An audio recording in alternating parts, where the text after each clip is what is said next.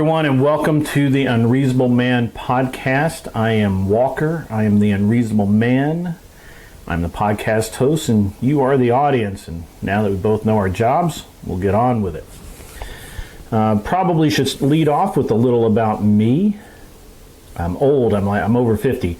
I'm married, I have kids, dog, house, home, all the normal stuff. I'm retired from automotive industry mostly. A lot of sports car racing. Not a normal career, but one that I really enjoyed and I was pretty good at. I do live in the South. I'm from the South. I grew up in the South, and I have returned to the South. And I like it. I like it a lot. And I approach things as a Southern man because I consider myself a Southern man. As I mentioned, I had a career in auto racing, sports cars mainly. We did Pikes Peak, all the cool stuff. But I also do planes and boats and motorcycles and all of the other very cool, manly sort of things. And we'll talk about all of that. I'm a competitive shooter. I do 3-gun and pistol shooting mostly, but occasionally I'll do a shotgun sport or two. And we'll probably talk a little bit about that in the podcast as well. And probably right about now, you're wondering, what the fuck is an unreasonable man? Why should you care? And what am I talking about? Well, we can get into that. An unreasonable man is from a quote in a play called Men and Supermen, written by George Bernard Shaw and put on in about 1904. Now, Shaw was a socialist fuck, but his writing was okay, and he knew a lot of really cool people. He was friends with H.G. Wells, so he can't have been all bad. And like most socialist fucks, he got a few things right here and there, even though he was wrong about many, many things. Now, of Men and Supermen, it was Shaw's premise in this play was that humanity would advance, would evolve into supermen compared to men of that time, because the best, brightest, most beautiful women would choose the best, brightest, most beautiful men, and evolution would occur, and today we would all be men of stature, strength, beauty, and speed, which really hasn't happened, but that's okay. That's okay. Still, the quote that I use is an excellent one, and I'm gonna I'll relate it here in just a second. So the quote itself is, "The reasonable man adapts himself to the world. The unreasonable one persists in trying to adapt the world to himself. Therefore, all change," or progress, I think is actually the word he uses, but all progress depends on the unreasonable man.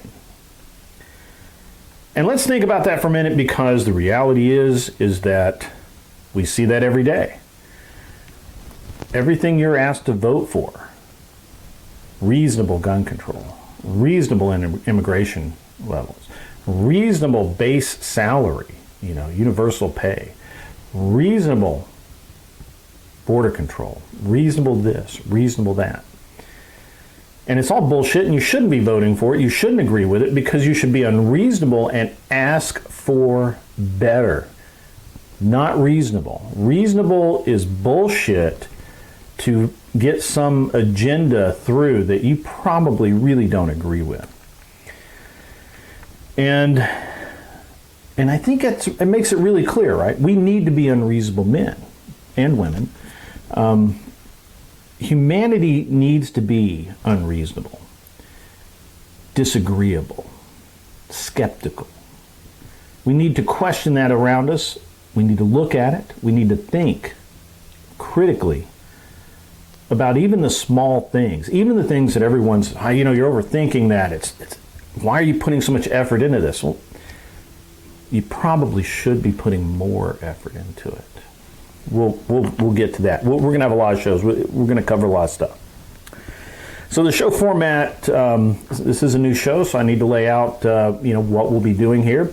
The show format will typically consist of news, some topic of the day that someone has asked me to talk about, or has occurred to me, something I've seen somewhere that I think needs to be talked about, and then shit I find funny, because humor is important. I don't really have any news of the day today. I didn't really find anything that I thought was particularly newsworthy and worth talking about on a public platform, and wasting everyone's time to listen to. However, this week has been very interesting. The past couple of weeks have been very interesting, and the interesting things about it is, if you look around at what's going on with our election cycle, for example, once again, the left is not going to provide us with a quality candidate that we can believe in, that people can pin their hopes on, that people can understand the real agenda. They're not offering their voters and someone that's accomplished and deserves their vote. They're banking, and their entire tactic is orange man bad. Don't vote for that guy. And it'll probably work again, because to be honest with you, it's an effective technique. However, I think that it can't be stressed enough. I can't stress it enough that that's dumb and stupid. And if you vote that way, you're wrong, and you need to quit voting until you understand the world around you better. Orange bad man is not a reason to vote for someone like Joe Biden, who was exactly what he turned out to be. Inept, inadequate, corrupt, terrible. You cannot, you should not ever use in your thinking anybody but that guy. I will vote for anybody but that guy. And I'll give you an example of this in my own life. So I like Trump. I think he has his problems. I think everyone has their problems. And I think a real problem in our society, a societal problem that we have, is this idea that I need to agree with every single policy that someone puts forth, right? And if they don't agree with every single thing that I want, fuck that guy. I don't really agree with everything DeSantis says or does, and he would not be my first choice, but I do agree with enough of what he says that if he got the ticket, I would vote for DeSantis. Okay. RFK is a Democrat. He's moderate. He's, some say, old-fashioned. He is definitely controversial. Honestly, if he is a better choice than some of the folks on the Republican ballot. I personally believe that a Trump RFK ticket would be nuclear. It would be awesome. It would be great. I digress. So I vote for people based on accomplishments, track record, competency, things that matter. My mom is a Kennedy Democrat. She's voted Democrat since the 60s, when she could. Late 60s, 68, I think. And loves JFK. Loves him. She's a Kennedy Democrat. She doesn't recognize the Democrat Party today as the party that she believes in. She doesn't. And she can't and hasn't been able to vote for anyone they've put out because they're so corrupt. They're so bad. And they say things that she doesn't believe in. She can't understand why they're backing it. Why are they backing open borders? That's not something a Kennedy Democrat would believe in. Kennedy fought a war for the safety of the U.S. And so, even though her and I, in theory, are on opposite sides of the fence, we agree on most things. Now, she doesn't like, she thinks, she doesn't know what to think about Trump. She believes a lot of the mythology that's put in the press. I keep pointing out that he is literally a moderate at best, and he was a Democrat forever, and nobody had a problem with him when he was a Democrat. And she can't get past that. I digress. Myself, I'm a constitutional conservative. It's not in the Constitution. I don't want to see it. Now, some people say that makes me a libertarian, but they are wrong. A libertarian, as near as I can tell, is someone that wants to, they're a Republican that wants to smoke pot. Best I can tell. And they'll say some things like, well, I don't like these old stogies. And you're going to get the same old stogies regardless, okay? It's just the nature of the beast.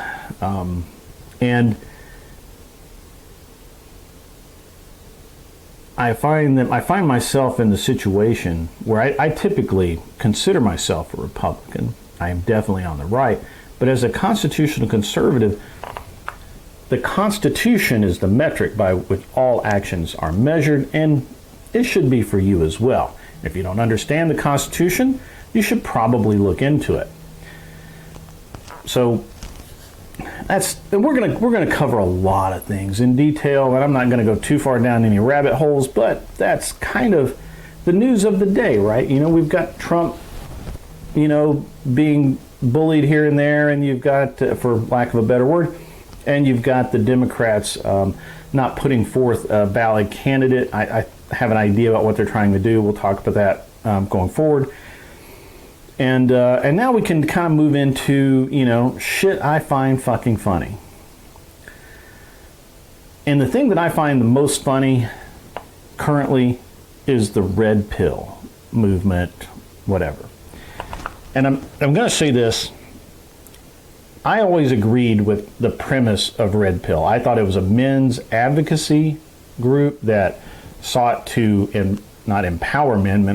Men in general should be just naturally empowered, but it sought to restore the masculinity and show that masculinity is valid in men.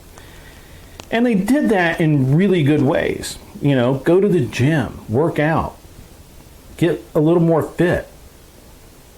Nobody said you had to be a Roman statue. You just needed to be fit, get some pounds off, become a little more active, hit the heavy bag once in a while. I need to do that myself. Get your shit in order, right?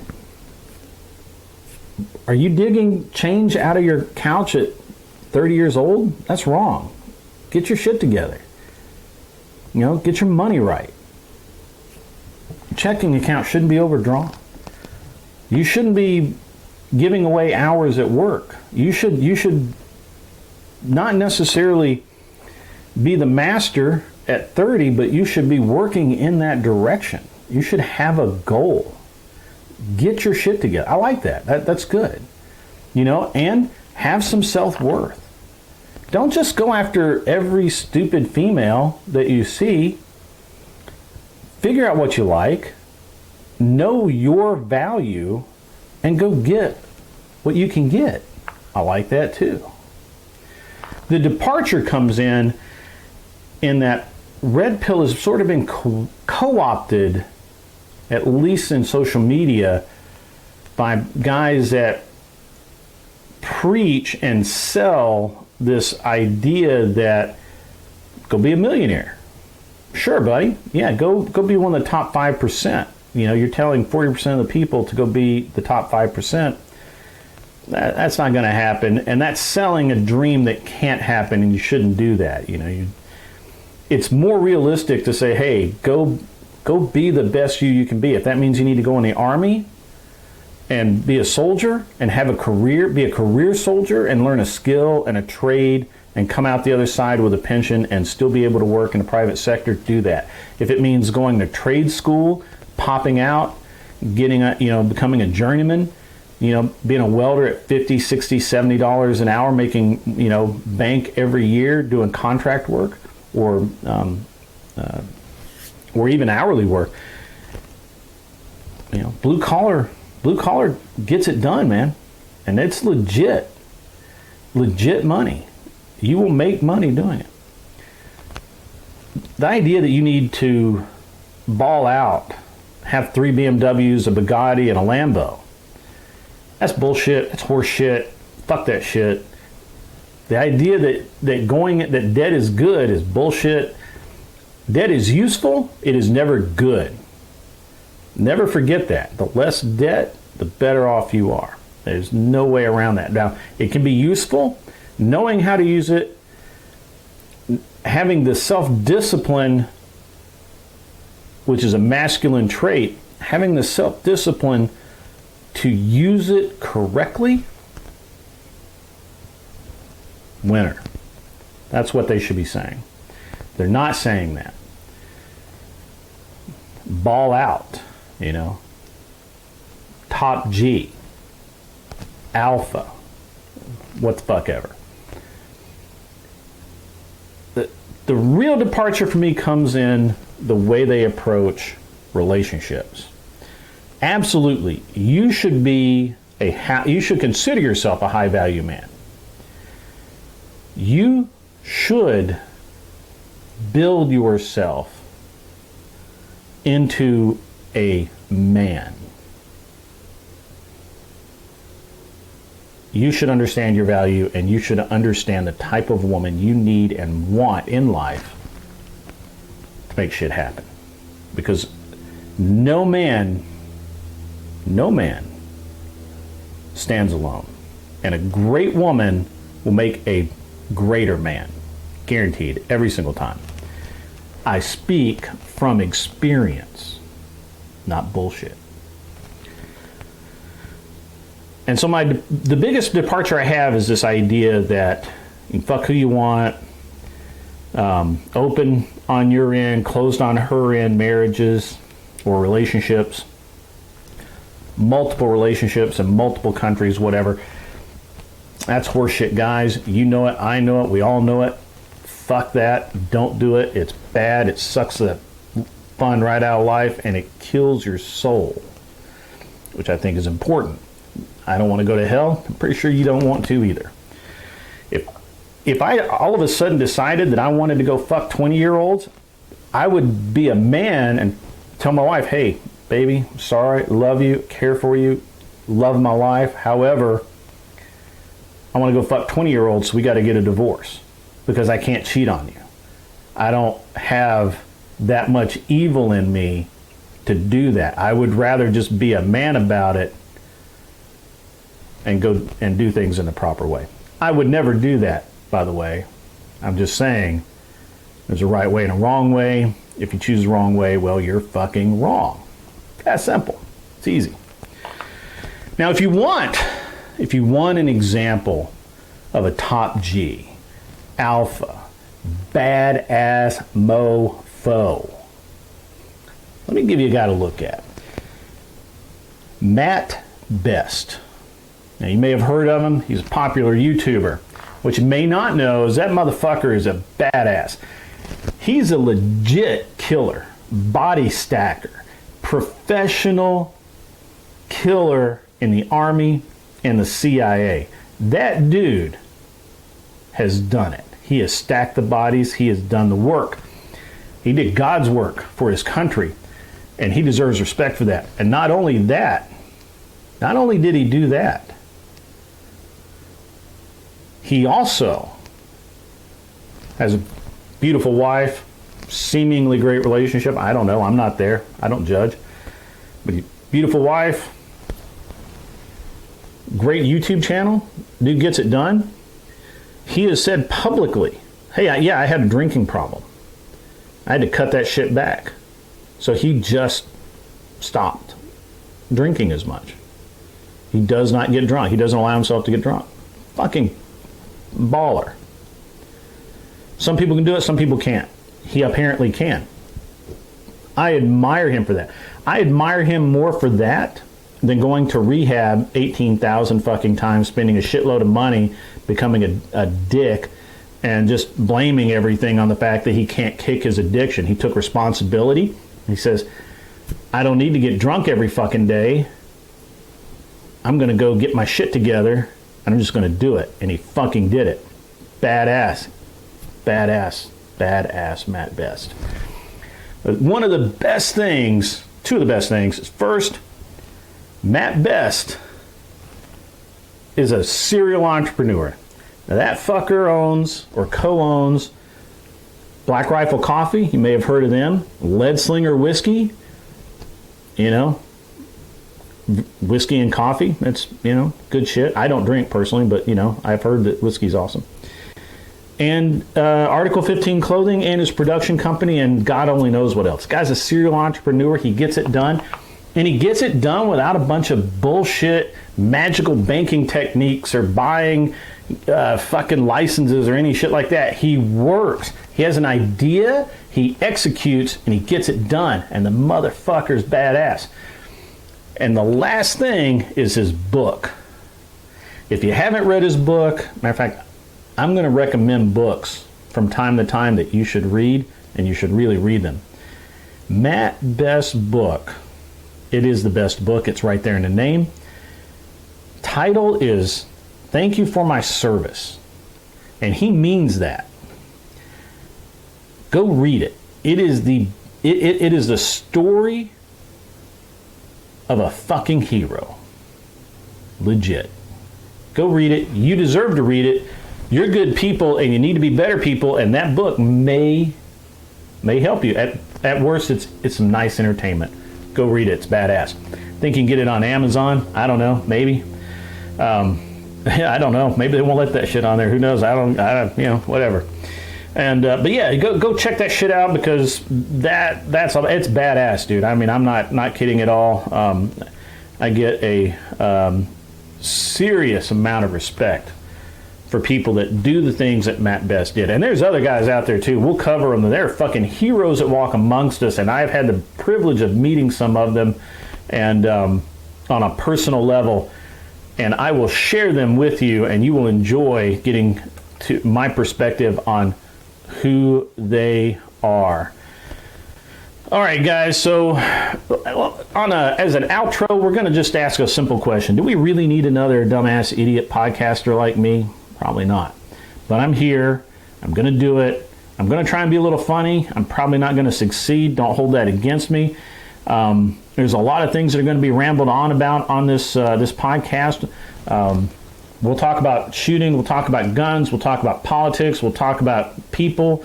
We'll talk about bullshit that doesn't matter, and we'll talk about bullshit that really does matter. And we're going to say bad words many, many times. So don't get offended. If you do, I'm sorry. You know, we'll have a good time. And that's about it.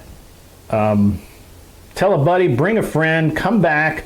I'm going to throw the next one of these out probably first of the week, and which will be today's Friday. Should have this up Saturday, and I'll try and have another one up Monday or Tuesday. We're going to do maybe 3 or 4 of these, and then I'll go. Depending on response, I'll go live. Again, please come back. Watch the program, tell a buddy, bring a friend, have a you know, Unreasonable Man party if you want to. I endorse that. Until next time, be better. Really, be better. You can always be better. You make a choice every day. Be good or be better. Be better. We'll see you later.